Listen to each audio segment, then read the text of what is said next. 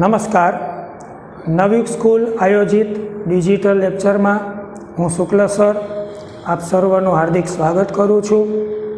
ધોરણ 11 નામાના મૂળ તત્વોમાં આપણે અગાઉ પ્રકરણ 2 વ્યવહારોની દ્વિઅસર અને ખાતાના પ્રકારોની વિસ્તૃત સમજૂતી છે એ લીધેલી હતી.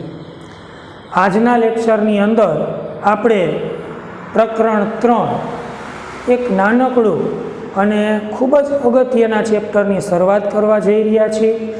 ચેપ્ટરનું નામ છે વસ્તુઓ અને સેવાનો કર પરિચય, જેને આપણે ઇંગ્લિશમાં કહીશું introduction of goods and service tax, જેને આપણે ટૂંકમાં GST તરીકે ઓળખીએ છીએ.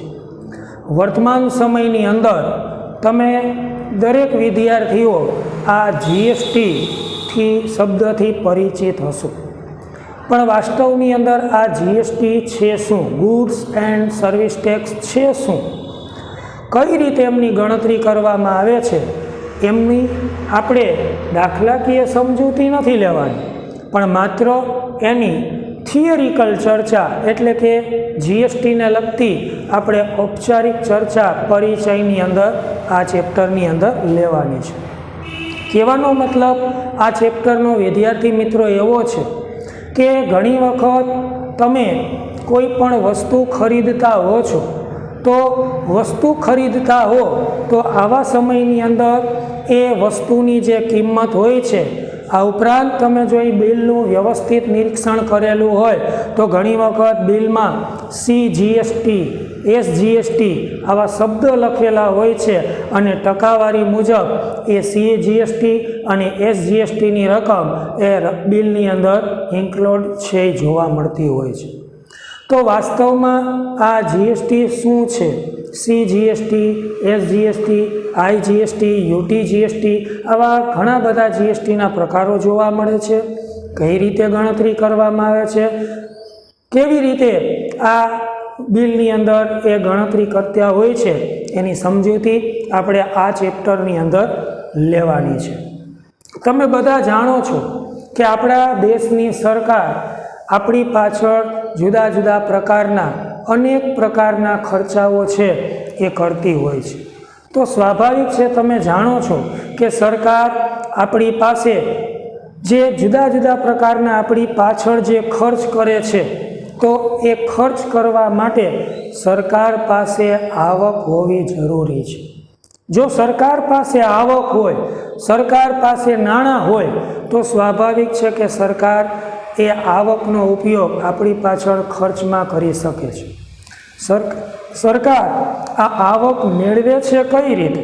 તો કે સરકાર આ આવકો છે એ આપણી પાસેથી કરના માધ્યમ દ્વારા, ટેક્સના માધ્યમ દ્વારા છે એ મેળવતી હોય છે. અને આ જે ટેક્સના માધ્યમ દ્વારા આપણી પાસેથી જે આવક થતી હોય છે, એ આવકનો ઉપયોગ આપણી ખર્ચ માટે, આપણી પાછળ ખર્ચ કરવા માટે સરકાર કરતી હોય છે. તો સરકાર ટેક્સના માધ્યમ દ્વારા આપણી પાસેથી રકમ ઉઘરાવતી હોય છે. તો એમને લગતી ચર્ચા આપણે આ ચેપ્ટરની અંદર લેવાના છીએ. સૌ પ્રથમ થોડીક પ્રસ્તાવનામાં આપણે વાત કરીએ એટલે તમને થોડું આ ચેપ્ટર વિશે હાઇલાઇટ છે એ થતું જોવા મળશે. પ્રસ્તાવનામાં આપણે જોઈએ તો એવું લખેલું છે કે આપણા દેશમાં માલ અને સેવા ઉપર કેન્દ્ર સરકાર તેમજ રાજ્ય સરકાર દ્વારા જુદા જુદા પ્રકારના વેરા ઉઘરાવવામાં આવતા. એટલે કે આપણે જાણીએ છીએ, મેં હમણાં જ તમને કીધું કે કેન્દ્ર સરકાર છે, આપણી રાજ્યની સરકાર છે, એ આપણી પાછળ જુદા જુદા પ્રકારના ખર્ચ કરતી હોય છે. અને આ ખર્ચ કરવા માટે કેન્દ્ર સરકાર પાસે અને રાજ્ય સરકાર પાસે નાણાં હોવા જરૂરી છે. અને એ નાણાં એકઠા કરવા માટે એ આપણી પાસેથી વેરા વસૂલ કરે છે, એટલે કે વેરા ઉઘરાવતી હોય છે. હવે સરકાર આપણી પાસેથી કેવા કેવા પ્રકારના વેરા, ટેક્સ વસૂલ કરે છે એના થોડા ઉદાહરણ આપેલા છે. જોઈએ તો ભૂતકાળની અંદર સરકાર આપણી પાસેથી વેટ ઉઘરાવતી, એક્સાઇઝ, સર્વિસ ટેક્સ, મનોરંજન વેરો, એન્ટ્રી ટેક્સ, કેન્દ્રીય વેરો, આવા અનેક પ્રકારના વેરાઓ છે એ સરકાર આપણી પાસેથી ઉઘરાવતી હતી. આ પરોક્ષ વેરાની વિવિધતાને કારણે તેમના સંચાલનમાં સરકાર, વેરા અધિકારી અને કર ચૂકવનારને ઘણી સમસ્યાઓનો સામનો કરવો પડતો. સ્વાભાવિક છે કે જુદા જુદા પ્રકારના કરવેરા હોય એટલે સ્વાભાવિક છે કે આ બધા કરવેરા સરકારે એમનું આયોજન કરવું, એમનું મેનેજમેન્ટ કરવું એ એના માટે થોડું અઘરું છે. બીજું કે જે વેરા અધિકારીઓ હોય એ વેરા અધિકારીઓ માટે પણ આ જુદા જુદા પ્રકારના કર ઉઘરાવવા, એની નોંધ રાખવી, એમના ચોપડાઓ રાખવા એ એમના માટે પણ થોડું અઘરું જોવા મળતું. અને ત્યારબાદ છેલ્લી વાત આપણે કરીએ તો જે કર ચૂકવનારાઓ છે એટલે કે આપણા જેવા સામાન્ય નાગરિકો છે એમના માટે પણ આ એક મૂંઝવણ ભરેલ વસ્તુઓ છે એ જોવા મળતી હતી.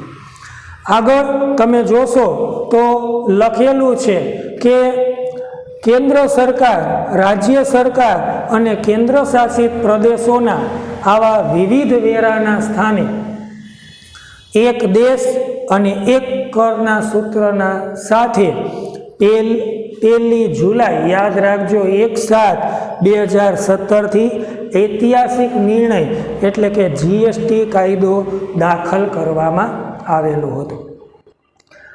1 જુલાઈ 2017 પહેલાં તમને વાત કરું તો આપણા દેશની અંદર આવા જુદા જુદા પ્રકારના પરોક્ષ વેરા જોવા મળતા હતા. અને આ જુદા જુદા પ્રકારના પરોક્ષ વેરાને કારણે આપણા દેશની સરકારને, વેરા અધિકારીઓને અને જે કર ચૂકવનાર આપણા જેવા છે એને ઘણી બધી સમસ્યાઓનો સામનો કરવો પડતો હતો. એના નિવારણ માટે કેન્દ્ર સરકાર, આપણા રાજ્ય સરકાર અને કેન્દ્ર શાસિત પ્રદેશની સરકારે ભેગા મળી અને એક ઐતિહાસિક નિર્ણય લીધો કે ભાઈ આપણે એક જ દેશ જોવા મળે છે તો આપણા દેશની અંદર કરવેરો પણ એક જ હોવો જોઈએ. એટલે કે એક દેશ અને એક કરના નારાની સાથે 1 જુલાઈ એટલે કે 1/7/2017 યાદ રાખજો આ જીએસટીનો કાયદો છે એ અમલમાં આવ્યો.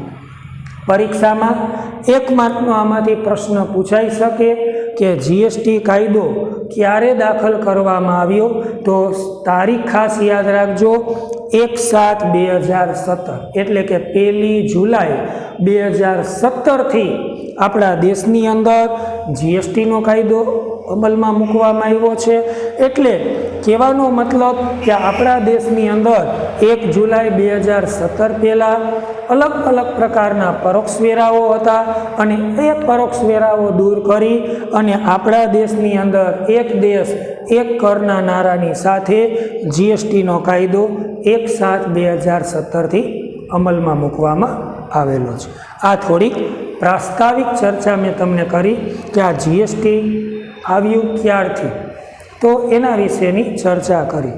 ત્યારબાદ આમાંથી પરીક્ષામાં 1 માર્કના કે 2 માર્કના પ્રશ્ન પૂછાય તો એ ખાસ યાદ રાખજો. પહેલો પ્રશ્ન પરીક્ષામાં આવો પૂછાઈ શકે કે ભારતમાં દેશની આર્થિક જરૂરિયાતને પહોંચી વળવા સરકાર દ્વારા કયા કયા પરોક્ષ વેરા વસૂલ કરવામાં આવતા હતા.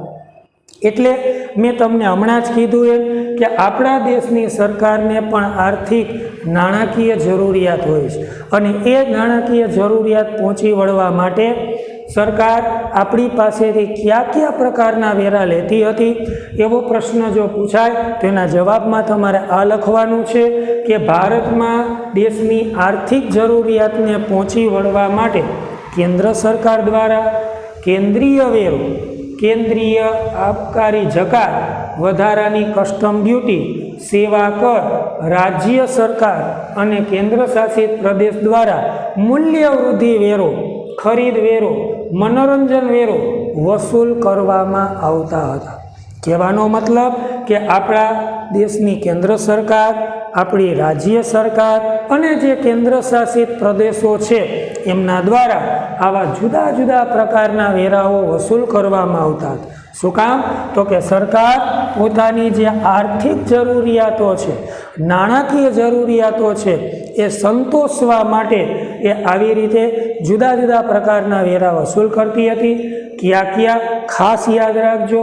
કેન્દ્ર સરકાર દ્વારા કેન્દ્રીય વેરો, કેન્દ્રીય આબકારી જકાત, વધારાની કસ્ટમ ડ્યુટી, કેન્દ્રીય તમે જુઓ છો કે આવા સેવા કર અને રાજ્ય સરકાર અને કેન્દ્ર શાસિત પ્રદેશો દ્વારા આવા મૂલ્યવૃદ્ધિ વેરા, ખરીદ વેરો, મનોરંજન વેરો, આવા જુદા જુદા પ્રકારના વેરા કેન્દ્ર સરકાર, રાજ્ય સરકાર અને કેન્દ્ર શાસિત પ્રદેશો દ્વારા ઉઘરાવવામાં આવતા હતા.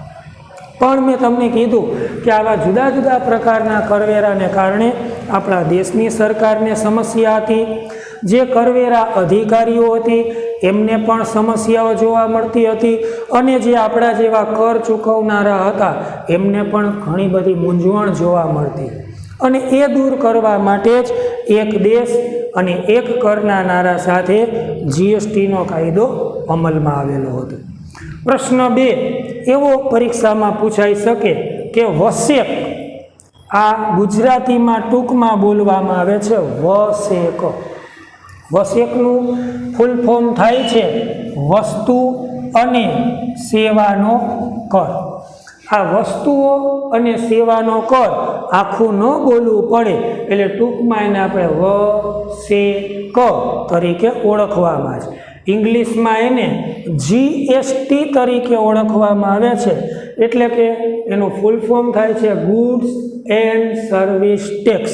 પણ આખું ન બોલવું પડે એટલે ગુડ્સમાંથી જી, સર્વિસ ટેક્સમાંથી એસ અને ટેક્સમાંથી ટી, આવી રીતે જીએસટી એનું ટૂંકું નામ બનાવવામાં આવ્યું.